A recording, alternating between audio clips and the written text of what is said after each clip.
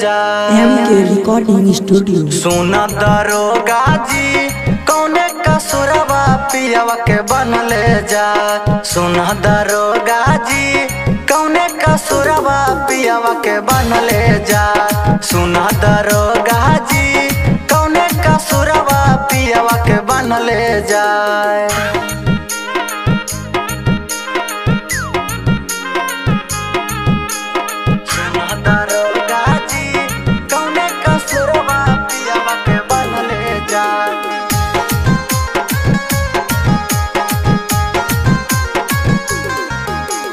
नहीं मोर पियावा लुच्चा लफंगवा, नहीं मोर पियावा चोर। नहीं मोर पियावा लुच्चा लफंगवा, नहीं मोर पियावा चोर। नहीं मोर पियावा दरुआ के मातल बीचे सड़क पर सोर। सुना दरोगा जी कौने कसुरवा पियावा के बनले जाए। सुना दरोगा जी कौने कसुरवा पियावा के बनले जाए।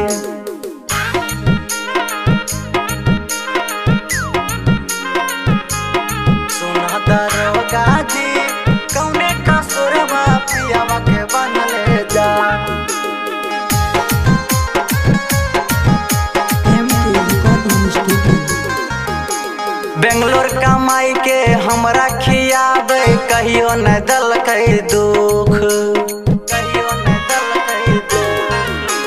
बेंगलोर कमाई के हमरा खियाबे नून पढ़ाबे स्कूल।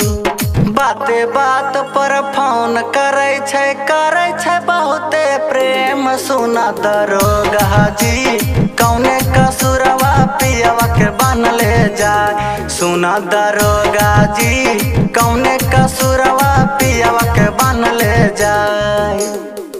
MK recording studio. सुना दरोगा जी कौने कसुरवा पियावा के बनले जाए।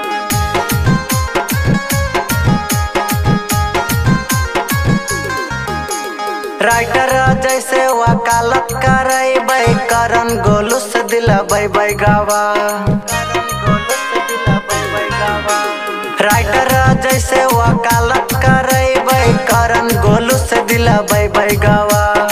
हाई कोर्ट से केस लड़बै पिया के लबै छोड़ाई। सुना दरोगा जी कौने कसुरवा पियावा के बनले जाए। सुना दरोगा जी कौने कसुरवा पियावा के बनले जाए। MK recording studio.